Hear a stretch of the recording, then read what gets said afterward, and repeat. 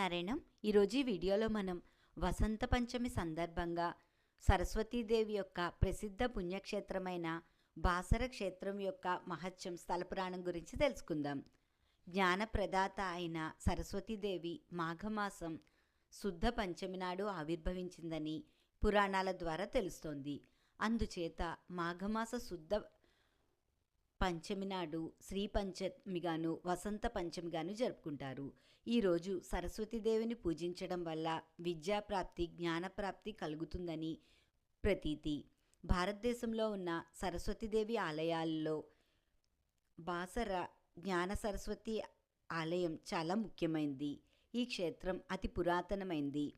ఈ క్షేత్రం తెలంగాణ రాష్ట్రంలో నిర్మల్ జిల్లాలో బాసర అనే ప్రాంతంలో గోదావరి నది తీరంలో కలదు. వ్యాస భగవానుడు ఈ క్షేత్రంలో అమ్మవారిని ప్రతిష్ఠించారని పురాణాల ద్వారా తెలుస్తోంది. బాసర క్షేత్రంలో గర్భాలయంలో జ్ఞాన సరస్వతి అమ్మవారితో పాటు మహాలక్ష్మి మహాకాళి అమ్మవార్లు కూడా కొలువై ఉంటారు. ఈ విధంగా ఒకే క్షేత్రంలో ముగ్గురు అమ్మవార్లు కొలువై ఉండడం ఈ క్షేత్రంలో మరొక ప్రత్యేకత.